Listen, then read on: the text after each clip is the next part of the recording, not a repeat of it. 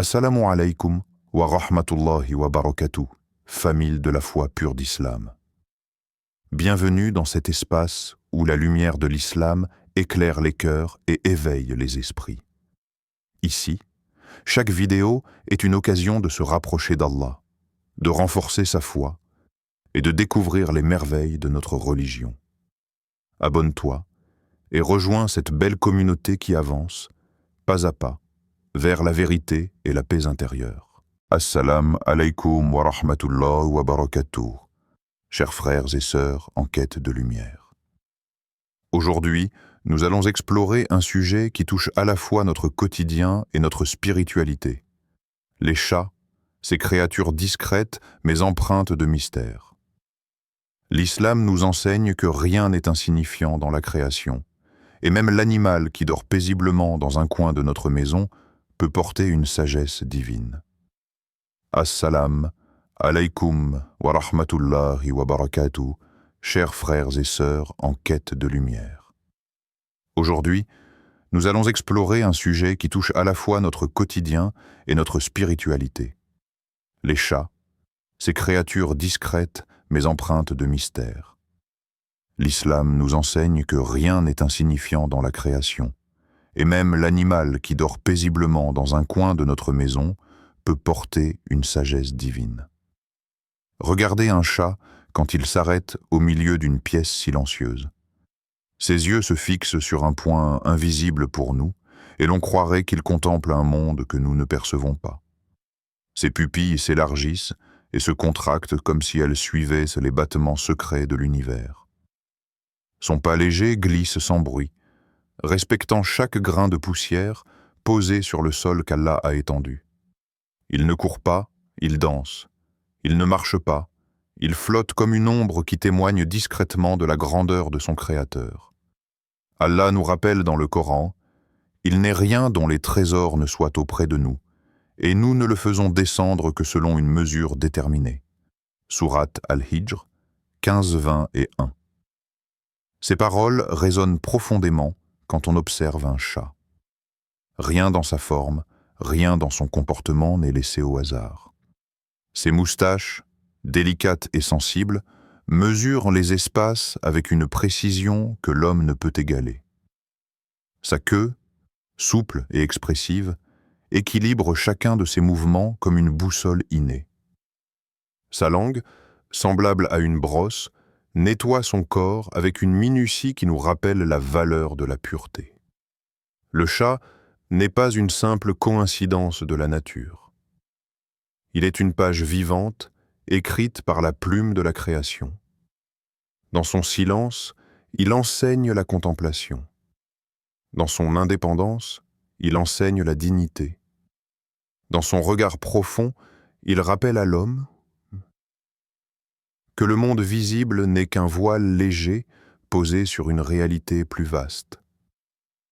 Chacun de ses gestes, du plus petit frémissement de ses oreilles au bond soudain qui le propulse dans les airs, manifeste l'harmonie parfaite d'Allah dans sa création. Et pourtant, combien passe à côté de cette beauté sans y prêter attention? Combien considèrent ces créatures comme insignifiantes, oubliant qu'elles aussi glorifient Allah d'une manière que nous ne comprenons pas? Regarder un chat, c'est apprendre à s'arrêter, à voir le détail, à contempler. C'est découvrir que la beauté n'est pas seulement dans les grandes choses, mais dans le moindre mouvement, dans le moindre souffle qu'Allah a voulu. Le chat est un reflet discret de l'infinie sagesse du Créateur, une invitation silencieuse à lever les yeux vers celui qui a façonné toute chose avec mesure. Depuis les premiers siècles de l'islam, les chats ont trouvé leur place au cœur des foyers musulmans. On raconte qu'ils entraient et sortaient librement des maisons, partageant la vie quotidienne des croyants, dormant sur les nattes de prière, buvant parfois dans les récipients d'eau, et personne ne les rejetait ni ne les considérait comme un fardeau. Leur présence n'était pas seulement tolérée. Elle était perçue comme naturelle, presque évidente, car ils ne sont pas impurs. Le prophète a dit au sujet des chats, « Ils ne sont pas impurs. Ils font partie des créatures qui vous entourent. Abu Daoud. Quelle miséricorde dans ces paroles. Là où d'autres traditions pouvaient craindre la présence des animaux, l'islam a élevé le chat au rang de compagnon familier, proche de l'homme sans jamais nuire à sa spiritualité. Même dans la pureté rituelle, dans le cœur sacré de la prière, leur présence ne brise rien. Comme si Allah avait voulu rappeler que la vie quotidienne, dans toute sa simplicité, pouvait être imprégnée de sérénité. Les récits rapportent que de grands compagnons du prophète aimaient particulièrement les chats. Abu Huraïra, qu'Allah l'agrée, reçut même son surnom, le père des chatons, parce qu'il emportait toujours avec lui. Quelle image tendre et chaleureuse. Un homme de science et de piété connu non pas seulement pour ses hadiths, mais aussi pour son affection envers ses petites créatures. Imaginez un foyer musulman à cette époque. Des enfants qui jouent avec un chaton sous la lumière douce d'une lampe à huile. Une mère qui prépare le repas tandis qu'un chat s'assoit calmement dans un coin. Un père qui récite le Coran tandis que l'animal, apaisé, ronronne à ses côtés. Tout cela crée une atmosphère de miséricorde et de tranquillité. N'est-ce pas un signe de la douceur de l'islam? Même dans nos maisons, Allah nous rappelle que sa miséricorde peut se manifester à travers un simple animal. Le ronronnement d'un chat devient alors plus qu'un bruit familier. C'est un souffle rassurant, un apaisement du cœur, un rappel silencieux que la miséricorde divine se dépose parfois dans les choses les plus simples. Parmi les compagnons du prophète, peu sont aussi connus pour leur dévotion et leur mémoire que Abu Huraïra radiyallahu anhu. Pourtant, son nom véritable, Abd ar-Rahman ibn Sakhr, est parfois oublié, tant son surnom, le père des chatons, est resté attaché à lui à travers les siècles. On raconte qu'il avait recueilli un petit chat, qu'il portait souvent dans sa manche ou sur son épaule. Les compagnons le voyaient toujours accompagné de cette créature douce et fragile, et ainsi, naturellement, il devint Abu Huraïra, celui qui prend soin des chatons. Ce surnom, loin d'être anecdotique, devint une partie de son identité, comme si Allah avait voulu unir la tendresse d'un petit animal à la mémoire vivante des paroles prophétiques. Car Abu Huraïra radiyallahu anhu fut aussi l'un des plus grands transmetteurs de hadith. Plus de 5000 récits authentiques nous sont parvenus grâce à lui. Des paroles du prophète qui nourrissent aujourd'hui notre foi, guident nos actions et réconfortent nos âmes. N'est-ce pas extraordinaire? Celui que l'histoire retiendrait comme le plus grand rapporteur des paroles de l'envoyé d'Allah portait un surnom inspiré par son attachement à une créature humble, douce, sans défense. Ce n'était pas un titre lié à la guerre, ni à la richesse, ni à la force, mais à un chaton. Cela nous rappelle que l'islam n'élève pas seulement les héros par leurs batailles ou leurs exploits, mais aussi par leur cœur. Quand nous évoquons Abu Huraïra, nous voyons à la fois l'image d'un homme pieux, proche du prophète, et celle d'un compagnon tendre, dont la douceur envers les animaux reflète l'immense miséricorde qui habitait ses gestes. C'est comme si Allah avait uni dans sa personne deux héritages, la rigueur de la transmission et la tendresse de la miséricorde. Peut-être est-ce là une leçon pour nous. La piété n'est pas froide, la science n'est pas austère. Être proche d'Allah, c'est aussi développer la douceur, respecter la vie, aimer ce qui est faible et fragile. L'histoire d'Abu Huraïra nous enseigne qu'un cœur ouvert à la miséricorde divine peut briller même à travers son lien avec un simple chaton. En islam, la propreté n'est pas un simple détail de la vie quotidienne, mais un pilier spirituel. Le prophète nous a enseigné que la propreté est la moitié de la foi, musulmane. Or, lorsque nous observons les chats, nous voyons que cette vérité religieuse se reflète jusque dans la nature des créatures qu'Allah a façonnées. Le chat est connu pour sa propreté méticuleuse. Il passe de longues heures à se laver, à lisser son pelage, à enlever la moindre impureté. Sa langue devient son outil de purification, et chaque geste est empreint d'une discipline régulière et instinctive. Ce n'est pas seulement une habitude animale, mais un signe discret inscrit dans la création. Allah a placé dans le chat une leçon silencieuse pour l'homme. Allah dit dans le Coran, « Allah aime ceux qui se repentent, et il aime ceux qui se purifient. » Sourate Al-Baqarah 2:222. Ainsi, chaque fois qu'un chat se toilette, il devient une métaphore vivante. Comme si Allah nous rappelait que la pureté extérieure et intérieure sont inséparables. L'homme, doté de raison et de foi, est invité à surpasser l'animal en transformant la propreté physique en une purification spirituelle. Les ablutions, wudu, les grandes ablutions, ghusl, et le fait de garder son corps, sa maison et son cœur exempts d'impureté. Contrairement à d'autres animaux, l'islam a clairement établi que les chats ne sont pas impurs. Leur salive, leur présence dans les maisons, leurs allées et venues n'annulent pas la prière ni ne salissent l'espace sacré. Le prophète a dit à propos des chats, « Ils ne sont pas impurs. Ils font partie des créatures qui vous entourent. » Abu Daoud. Cela signifie que leur proximité n'est pas seulement tolérée, mais acceptée comme faisant partie de notre environnement quotidien. Alors que certains animaux éloignent l'homme de la pureté, le chat, lui, la symbolise. Frères et sœurs, si ces rappels éveillent en vous curiosité et foi, je vous invite à vous abonner dès maintenant à la chaîne Foi Pur d'Islam. Ensemble, poursuivons ce voyage à travers les signes d'Allah dans sa création et renforçons notre lien avec le Coran et la Sunna. Lorsque nous voyons un chat passer patiemment sa patte derrière son oreille, ou frotter son visage pour enlever la moindre poussière, ne devrions-nous pas, nous aussi, examiner nos cœurs? Ne devrions-nous pas nous purifier, non seulement par l'eau, mais aussi par le repentir et l'humilité devant Allah? L'islam est une religion de miséricorde, non seulement entre les hommes, mais envers toute la création. Le prophète nous a rappelé que chaque créature est digne de respect, et que la manière dont nous traitons les animaux reflète la pureté ou la dureté de nos cœurs. Dans un hadith authentique, il est rapporté qu'une femme de mauvaise réputation fut pardonnée par Allah simplement parce qu'elle avait donné à boire à un chien assoiffé. Elle avait vu l'animal haletant, presque mourant de soif, et dans un élan de compassion, elle prit de son temps et de son énergie pour l'abreuver. Cet acte, en apparence insignifiant, ouvrit pour elle les portes du paradis. À l'inverse, le prophète nous a averti qu'une autre femme fut condamnée à l'enfer pour avoir enfermé un chat sans lui donner à manger, ni le laisser se nourrir par lui-même.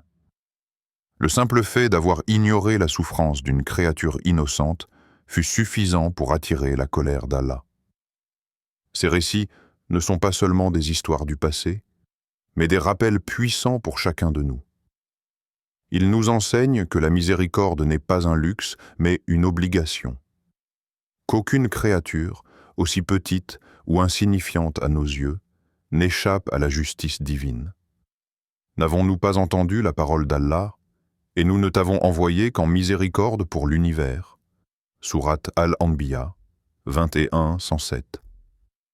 Le prophète est une miséricorde vivante, et cette miséricorde embrasse l'homme, l'animal, et même la nature. Chaque caresse donnée à un chat affamé, chaque geste d'attention envers un animal en difficulté, devient une graine semée pour l'au-delà. Et chaque négligence ou cruauté peut devenir un fardeau sur la balance du jour du jugement.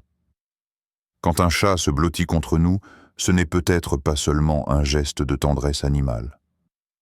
C'est peut-être une opportunité offerte par Allah pour adoucir nos cœurs, pour pratiquer la compassion et pour nous rappeler que la foi se mesure aussi à la manière dont nous traitons ce qui est vulnérable. La nuit tombe et avec elle, un voile de silence enveloppe le monde. Les hommes ferment leurs portes, allument leurs lampes et cherchent le repos. Mais les chats, eux, s'éveillent. Leurs yeux brillent d'une lumière singulière, comme des lanternes dans l'obscurité. Ils se déplacent avec une assurance silencieuse, glissant dans les ombres comme s'ils voyaient ce que nous ne voyons pas. N'avez-vous jamais surpris un chat fixer un coin vide, s'arrêter soudainement, ses yeux écarquillés vers quelque chose que vous ne pouvez percevoir? Ces instants nous rappellent qu'il existe une dimension invisible, un monde que notre regard limité ne peut embrasser. Allah dit dans le Coran, « Il connaît le mystère des cieux et de la terre. Il est le plus sage, le parfaitement connaisseur. » Sourate At-Tagabun, 64-18.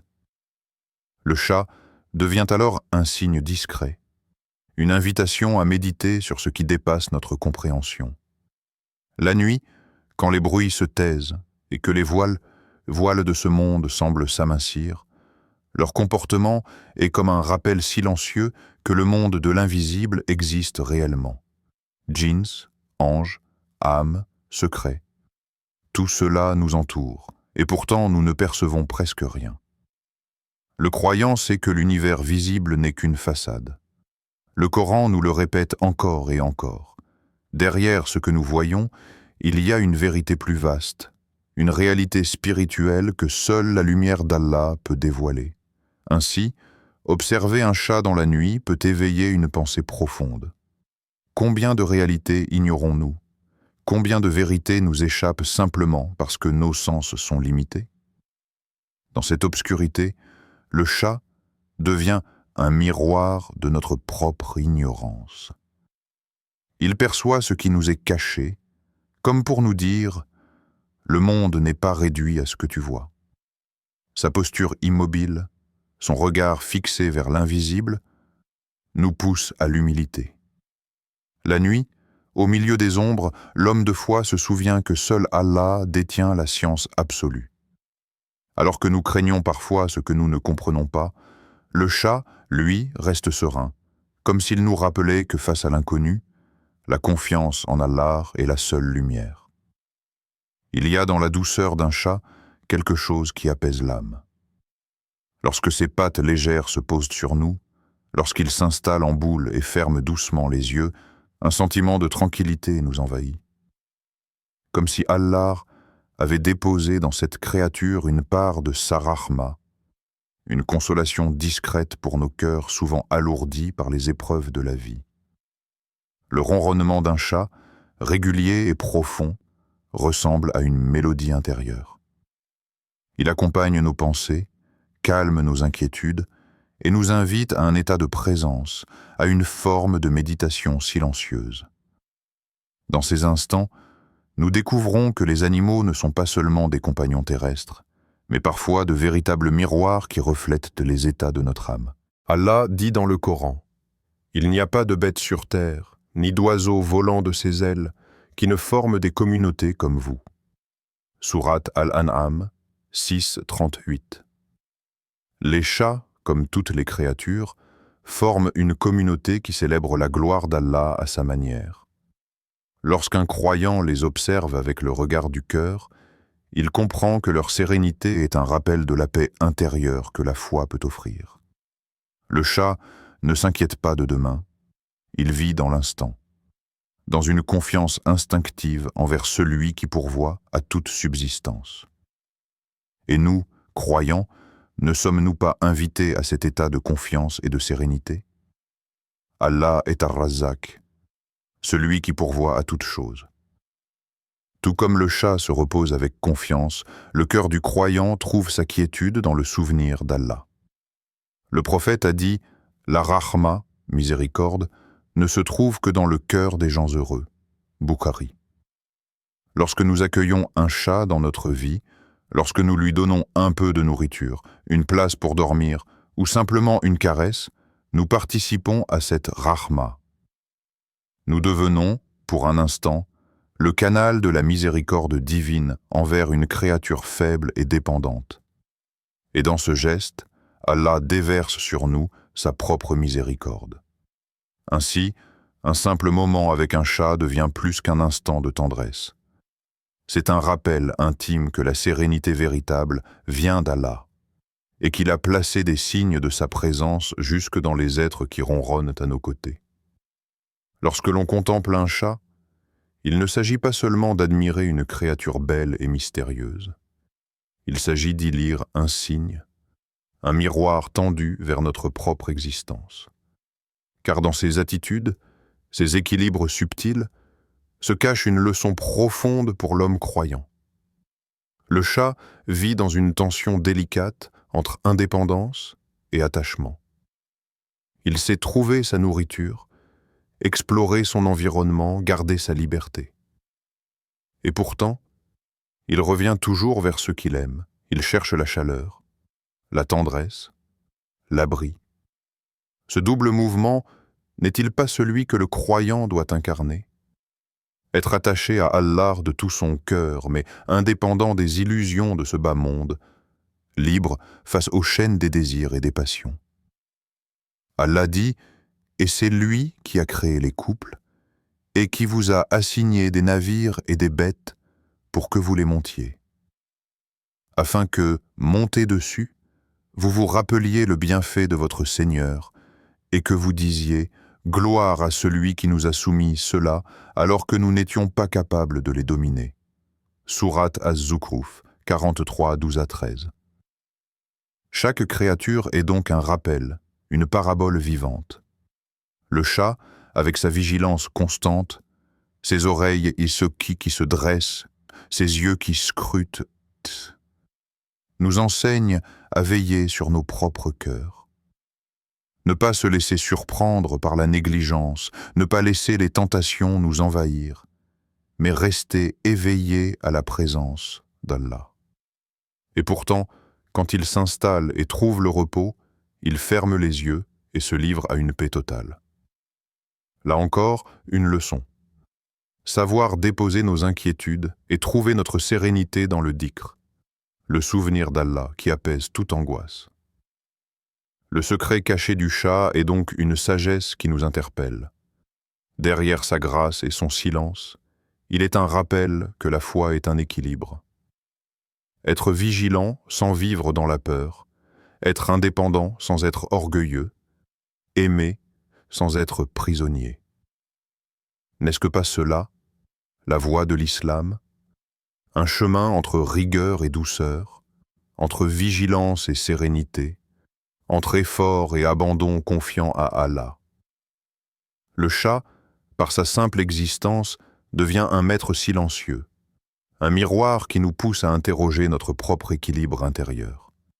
Chers frères et sœurs, les chats ne sont pas simplement des compagnons silencieux de nos foyers.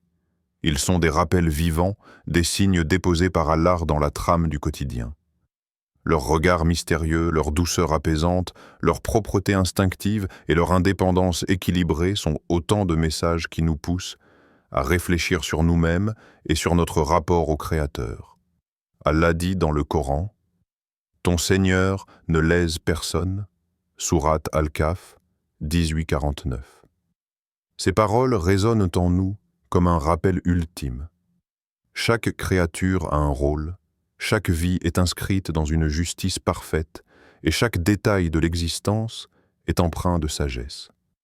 Ainsi, prendre soin d'un chat, lui offrir de la nourriture, lui accorder de la tendresse, ce n'est pas seulement un acte d'amour pour un animal, c'est une reconnaissance de la miséricorde d'Allah, qui a créé toute chose avec équilibre.